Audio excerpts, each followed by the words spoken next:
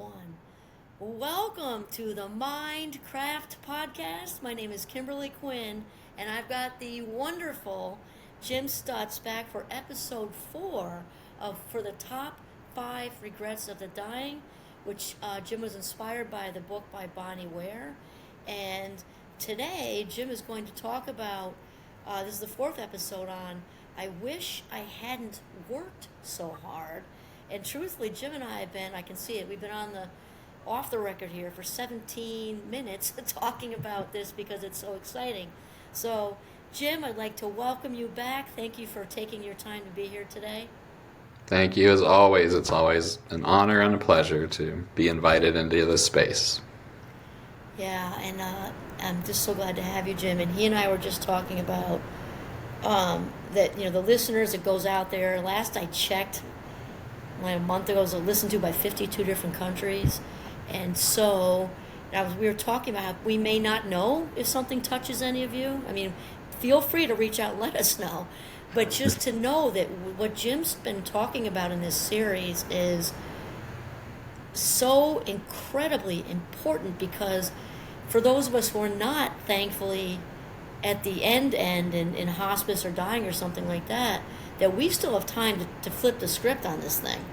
And so Jim's going to kick us off by talking about how dying people in general wished they lived a more balanced life. Yeah, thank you, Kim. So the regret is stated as, I wish I hadn't worked so hard, which, of course, we understand that doesn't mean I wish I hadn't done a good job at the things that I chose to do in my life. It means I wish I hadn't spent so much time at my job that I neglected important relationships, my family, my friends, as well as getting around to other things I might have wanted to do in life, interests and talents I might have wanted to explore, whether they're artistic things or I wanted to travel more or anything like that. And so, as you said, we're exploring these topics so that those of us that are listening to this can try that on and see if that fits us, if we're in that boat, and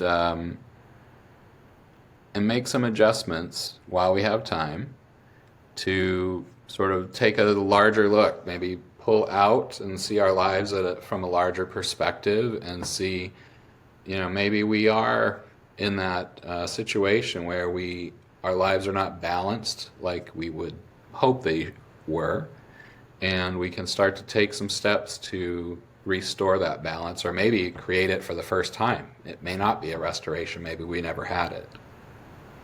Oh, I love that, Jim, because I think that was really good. We didn't even talk about that part earlier, but I think that's so good that you kind of sort of empowered. I felt empowered in that minute, and maybe possibly gave people permission, because I'm thinking of Grandma Moses, who didn't start painting until her 70s and got millions of dollars for each painting. Not that that matters. She was just doing it because she loved it.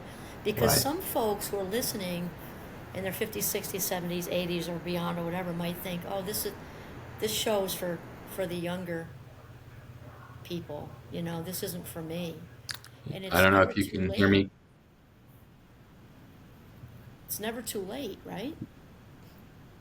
Yeah, I don't know if you could hear me for a second. You froze for a I moment know. there. I think the internet. It'll be okay. That happened. Okay, okay. It'll be okay. All right. No, it is never too late. I know you and I are both fans of Louise Hay, and she herself says her own life didn't begin to even have meaning for her until she was in at least her mid 40s, and it wasn't until she was, I think, 60 that she established her publishing company, and I continue to read about her, and into her 70s and 80s, she was doing things like starting to learn to paint. I think in her 70s, and she was going to like a children's painting class because that was her level. And she was totally cool with that, and then she just learned what she learned and progressed from there. And then eventually she did get to the point where she was actually displaying and selling paintings and things like that. And again, not that any of these pursuits need to lead to public exhibitions or anything like that, but it's just the engagement in all these other parts of ourselves. I mean, we're human beings. We have multiple dimensions to us. Right, right. And, you know, that old saying, all work and no play makes Bill a dull boy, or whoever his name was, Jack, I don't remember. Um, but that applies to all of us. I mean, we all have multiple talents.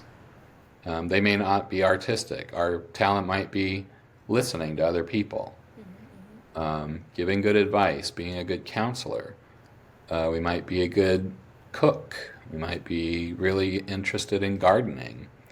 All of these other things that we may never make a dime at, but that's not the point. No, right. The point is to explore our experience, the spectrum of experiences available to us on as human beings on this planet during this lifetime.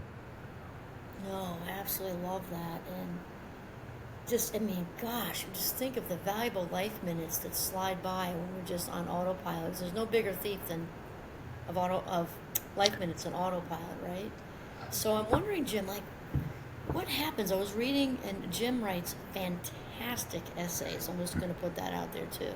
And I love that they're just, sometimes you're in the mood for a whole book, and sometimes you're in the mood just for an uplifting. That's why I used to love the New Yorker magazine. Something short and sweet. And Jim has the best essays. And Thank you. um, you and I were talking about too. So in the United States, and we love our country. Not saying that though I think we have been, and see what Jim, what you think about this. We've kind of been conditioned to work ourselves to death, like more efforting, more hours. More, 2, 3 shifts, stay 12 hours, stay so the boss knows you're serious. Well, after other people go, right? Or you're not doing the extra mile if you're not, you know, pasty and exhausted. Right. Yeah. And I think some of that, as I've referred to in other episodes about other elements of our culture, I mean, we have to look at the seeds of our culture as far as the European seeds, because that is the legacy most of us are left with. I mean, we're not that old of a country either, but those puritanical seeds that were planted by those first communities that were formed, where you know anything pleasurable was considered suspect, if not just downright taboo, and the only way to earn one's spot in heaven was to just work, work, work, work constantly, and total lack of balance. I mean, to not be working constantly was looked upon as sinful sloth, and that has just sort of stayed with us in various ways as our society has grown from there. And, I mean, it wasn't that long ago in our history where we finally had laws passed that actually protected like worker safety and limited the number of hours you could ask somebody to work in a week, and child labor was finally dealt with. That wasn't that long ago. No. So these things are still sort of legacies for us, and we know that in our more modern age, where you know people earn vacation time as they work, the vast majority of Americans don't take it, Mm-hmm. even though they've earned it, and which has all kinds of other ramifications for their own just health and well-being, that they don't take time off. But some of it, as you hinted at, one of the reasons they don't is because we're in this culture where people think if I do take it, people will think I'm not dedicated to my job. And so when it comes time between me and the next person for a promotion or something, they're going to give it to the person that never ever takes time off. And it just there's all these different factors that feed into that. And I think that's true too. Not for every company, but that is true for some companies, I think. Oh yeah. Yes, yes. It's where you're looked down, you'll get a hard time from your supervisor if you put in a request for vacation, or, you do need time off to deal with a sick child, or, a doctor's appointment or something like that. Yeah, and even like you said, Jim, too, like maybe they might not say something that's negative, but you won't be the person who stays and does 14 hours is going to get the promotion. I mean, that's just true. Right. If you're a 9 to 5er, which means let's say that's what you did. Like you checked the boxes that are required. You did your job, and let's say did it well. But the person who's staying and proving herself or himself for an extra 2 hours afterwards definitely going to get. And there's pressure for that, don't you think? Absolutely, there's pressure for that. And something I think we don't think about either is, okay, so you get the promotion because you're the person that, you know, sacrificed more of your life minutes to your Right, job. right. Um, well, what does the promotion mean? Even more hours and more Right. expectations and more stress, And is that worth the bump in pay? Probably not in many cases. And the time away from, again, people and things that might add more value to your life, even though maybe not more money. No, it's so true. And I think you might have even said in what you sent me that you've known only one person to turn down a promotion for his family or his or her family. I don't remember the. Yeah, that in my experience, my own personal experience of people I've known, when I was teaching, there was a family, really sweet family, and I taught their daughters, and they were a very tight-knit family, and her dad was offered a promotion, and he turned it down because the time he would have to sacrifice for this promotion versus the time he would have with his family, to him, was not worth the extra pay and whatever extra benefits or responsibilities would have been handed to him with this promotion.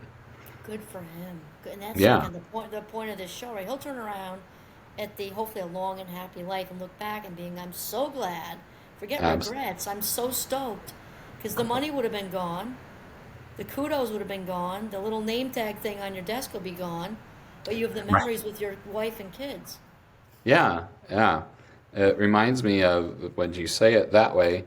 I was recently watching a documentary on Bruce Springsteen, who's one of my favorite artists, and The boss. once he got married and started having kids, he was used to going to bed at whatever time, probably early in the morning, and sleeping until 1 or 2 in the afternoon or whatever. But once he had kids, he continued doing that. And his wife at some point said, I'm not going to make you get up and see your children off to school and get them ready. But if you don't, you're going to miss it. And he thought about that, and he wasn't too happy. He was a little cranky about it, but he did it. And now in retrospect, he looks back and he's surely thankful that he did, because otherwise, what would he have? What memories would he have? And I it goes got, so fast with kids. yeah, The first yeah. step, the first everything, gone. Wow, no, that's Mhm. super powerful. And so I'm thinking, so now if we shift into, because Jim, I thought did a really nice job with the shifting out of that into being more present. Because people sometimes think being mindful or something is like something to add to your to-do list. John Kabat-Zinn himself would say, then you're not ready because it's nothing about it doesn't add extra time. It's Mm-mm. it's it's if you're washing the dishes, but I think you actually mentioned that in there. Washing the dishes, be in the dishes. If you're taking a shower, feel the hot water, the steam, the smell of the shampoo, all the instead of having, 7 people in there with you, Right, metaphorically speaking. right.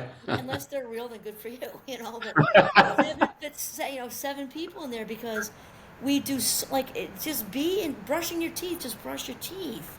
And you Mm. said something, Jim, that I thought maybe you could sort of elaborate on it. How about being present? And you were talking about yourself, I think, when I read this. Being present actually gives us the feeling of time expanding instead of your Mm-hmm. day just whipping by. You Mm-hmm. feel like you've got more of it. Absolutely, yeah. To me, that happens when you take the time to start to be aware of what are the things that are occupying my space right now, my mind and my energy. And so many times, the TV's on constantly, and in addition to that, our phone is going off, and we might even have a radio on, and we've got all these distractions. And if you just shut them off one by one and just be with one thing at a time. It could be you're just actually sitting and just thinking. It could be doing the dishes, but that's all you're doing, or making a bed, or whatever it is. And when you're just absolutely focused on that thing, and there's no other distractions, Mm-hmm. you just become engrossed in it, Right. and time does feel like it expands because you're not having your attention split into seven different directions at one time.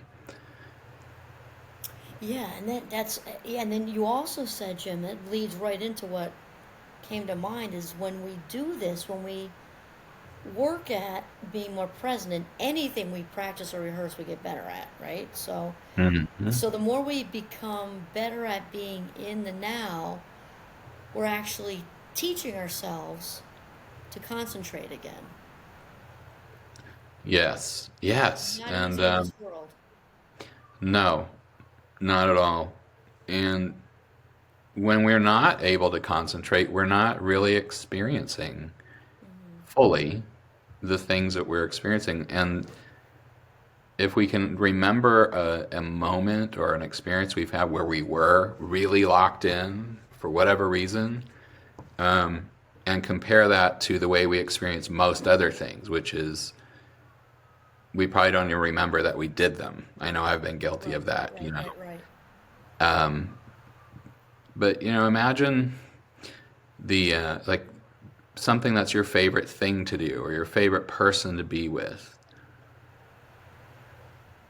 When we're really focused on that activity or that person, there's a depth and a richness to the experience, and we don't want it to end, Oh, 100%.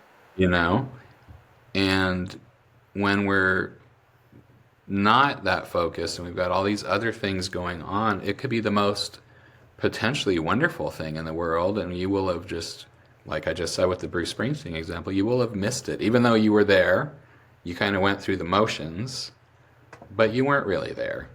And you don't really remember what that cake tasted like, or what that person said, or what was their face was like, or what the color of the flowers were. All these things. I mean, all of these things add such depth and richness to our life when we're focused and aware. But it's so easy to miss all of that because we're like you said, with John Kabat-Zinn's ideas. You know, if we're staring at the most beautiful piece of art in the world, but our mind is thinking about 12 other things that we think we've got to do, then you're going to miss that you're standing in front of the Mona Lisa or whatever. Yeah, I mean, oh my God, that is so true. And that you just brought my head to a different place, Jim, because I was at Stowe, which is probably the nicest ski resort on the East Coast, and it's very fancy, very, very high end. And their Fourth of July thing that they do is so tasteful. They have a quartet that plays classical, the Star Spangled Banner, like classic, like a Hmm. kind of like Bach or Beethoven would play it. Yeah, And yeah, I yeah. mean, it's just so tasteful. It's little picnic baskets and little checkered, and people sit on the hill. And I swear to you, my memory beside, I'm watching at this wonderful, just classy event. People and never mind the fireworks show itself is spectacular. They're standing there. Actually, I have my here. Like they're standing there like this, watching. They're taping the fireworks, watching the fireworks with this brilliant quartet. They were so talented. The music just riveted right through your spirit. And so they're living through a lens. Yeah. And are you ever going to watch the fireworks on your phone? Is the next question. So rather Probably than not. like being on the mountain, it was a gorgeous night. Like every box was checked to just be here now. And Yeah. I thought, and there were so many people doing it, Jim. Oh my God, Yeah, I know. it's magic. Yes, yes. And that's, like so many things in life, in this realm that we're talking about, but in others as well, where everyone else is doing it. And so we don't even, I don't think we have a conscious thought, but we just do the same. I Right. think that's a very human thing to do. And, but if you can just take a moment to think about it, and step back for just a second and pretend you're observing and not there and see, oh, everybody's doing that and they're not really paying attention to the stars of the show. They're not really paying attention to these fabulous things Right, around right, us. right. And if you can just take enough of a moment to see that and go, I want to do, I don't want to do that, and to make a new choice. And that's what this whole series is about, is coming to a position of awareness of things that other people are doing. In this case, we're talking about these regrets people have when they get to their deathbeds, and talking about them now so that those of us who have time can make new choices.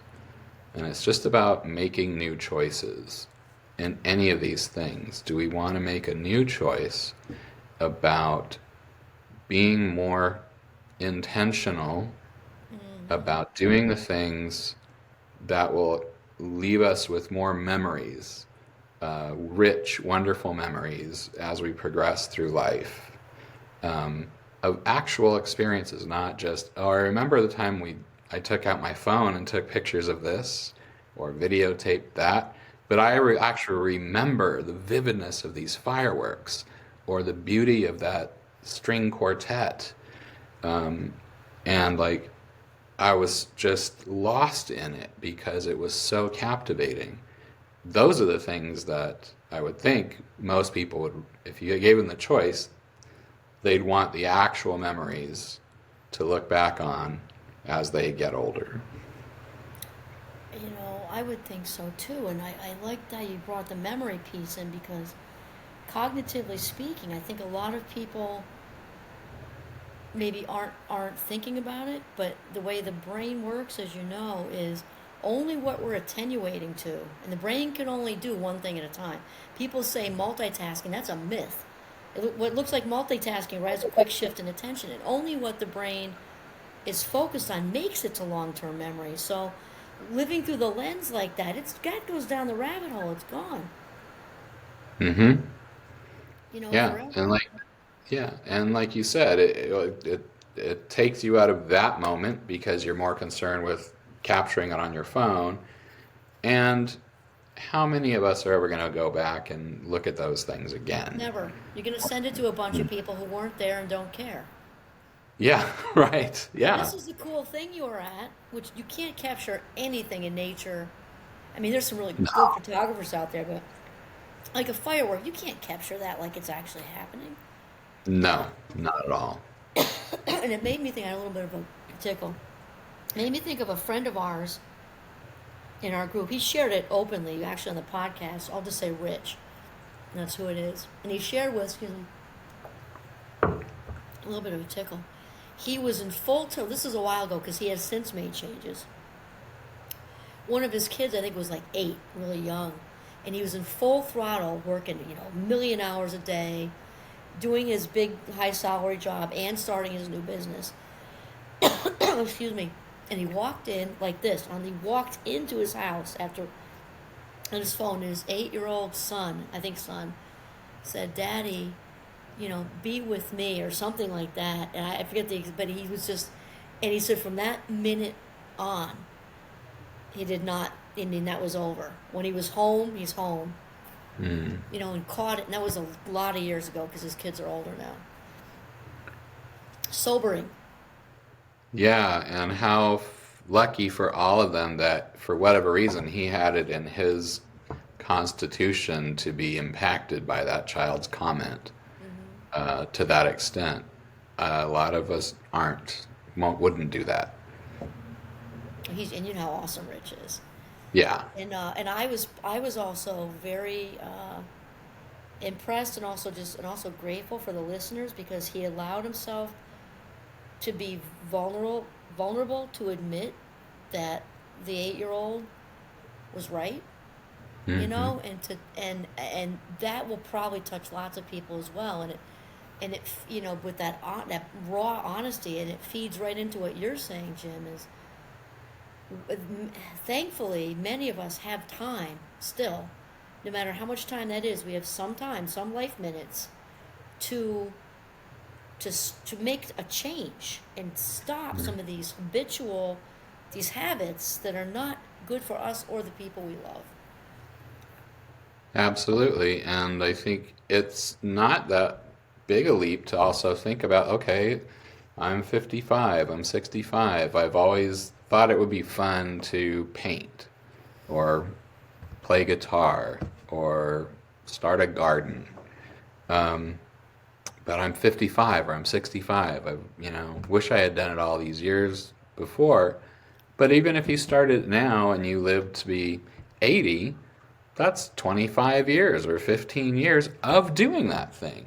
I Right. mean, who wouldn't take that? 25, 15 years, 20 years of pleasure and memories One and year even.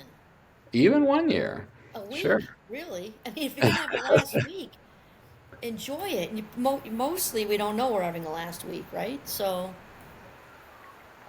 I mean, that present moment is all we have. So play the guitar. Right. And those things, like with other elements of being more aware, like you mentioned, when we do take a minute to, again, make some new choices and shift our priorities a bit, we, by just starting that process in the smallest of ways, it sends out huge ripples that make a Hmm. difference. And then we want more of that. And the people around us benefit from it as well. We become better people. We become maybe a model for somebody else to do this as well, whatever it is for them. Maybe it's not playing guitar, maybe it's something else. But it shifts the energy all around us, and for us and the people that are aware of our actions as well. Right, right. I think this is fantastic, Jim. And right now I'm thinking, as we've done in the other three, and by the way, if you've not seen the other three episodes, you want to jump right into those because it's a thread, but they're standalone, so you don't need to see each one to get it, kind of thing. And so I'm wondering, Jim, if you could, because people listening are all different areas and they're along the journey. Some might be Hmm. seasoned and this is reinforcing and glad they made a change. Some people may be having a huge aha moment, Mm. maybe in their 40s, or like, oh my God, that's me with the phone walking into my house, or that's me Mm. who's wanted to write children's books or Mm. play the piano since I can remember, and 20 years has gone by and I'm in the financial world and I hate it, whatever. What would be like something simple that that somebody could kind of get started making this shift, do you think? I think Sarah, was it Elizabeth Gilbert, who wrote Eat, Pray, Love. Yes. I listened to a talk she gave one time where she talked about she used to be one of these people that said, well, just follow your passion. And she realized over several years of doing that a lot of people struggled with knowing what that was for them. And what made them feel worse. I don't know what my passion is. I don't know what to do. You're telling me to do that. That's the key to everything. But I don't know what it is. And so she sort of reversed course a bit on that and said somebody once told her maybe a more effective piece of advice is follow your curiosity. Because your curiosity, maybe it's your passion, maybe it's not your passion, but we all have curiosity. What would it be like to, I like that. yeah, what would it be like to grow vegetables? What would it be like to learn to paint? What would it be like to learn to play music? To learn to sew or whatever it is. And so I would say just maybe jot down a few things that you're curious about, that, you have perhaps absolutely no practical experience of it all, but you've always wondered what would it be like to do that thing. Jot down a few of those ideas, just pick one. And, there's so many resources now with the internet. I mean, I'm a perennial beginning painter. So, maybe just go to an art supply store or even Target sells these things, Walmart, and just get a real basic kit. In this case, I'm talking about art, but the same idea applies to whatever it is your curiosity is. Just get a real basic beginner's thing and, maybe Google simple beginners painting ideas, and just find like a really easy image. Maybe it's not even an actual image, it's just a blending of colors or shapes or something like that, that you feel that you can do that without a lot of effort and learning and all of that, just to, again, exercise that muscle of curiosity in the most simple of ways. And just start with that and see how that sits with you. If it's inspiring enough, maybe you'll make another painting or you'll plant another plant. And if it doesn't, that's okay. This isn't your passion necessarily, it's just your curiosity. Pick another thing from your curiosity list and do the same. But just do it like you would encourage a toddler to do it, like just really basic tools, no pressure, don't compare yourself to anybody else, and expect yourself to be great at it right off the bat. You're just doing this for fun. I love that. It's so Leonardo da Vinci. The being curious thing, Yeah. just the being, just that's what one of his big, as I'm sure you know, he was all about the curiosity. When I was in his museum in Rome, it's very small actually. Mm. I don't know if you've been there, but I Mm. love all the open-ended project because he would just get curious about this, curious about that, and he's got unended like things not finished all over the Mm. place. And Mm-hmm. who Mm-hmm. cares? Because Yeah. it's about being in the flow zone, right? It's about just pure joy, this elevated state of consciousness where I'm doing the thing, whatever the thing is, just for the sake of doing it, Yeah, right? absolutely. And I think all of us, as again, I think it's just a very human thing to want to make something. Yeah. I don't care if it's something out of popsicle sticks or whatever. And whenever we are around or we see someone else doing something creative, I think we all get a little tug, especially if we Yep. haven't been exercising that part of ourselves, like, I wish I could do that. And like, so if you were to go over to a friend's house and they were just on starting this journey and all you saw was a canvas with a couple of little splotches of paint on it, and you asked your friend, well, what's that? Well, I've always been interested in painting and I just thought I'd see what I could do. And it may look like something a 4-year-old did, but the other person observing it, I think would be stirred inside of themselves to go, you know what?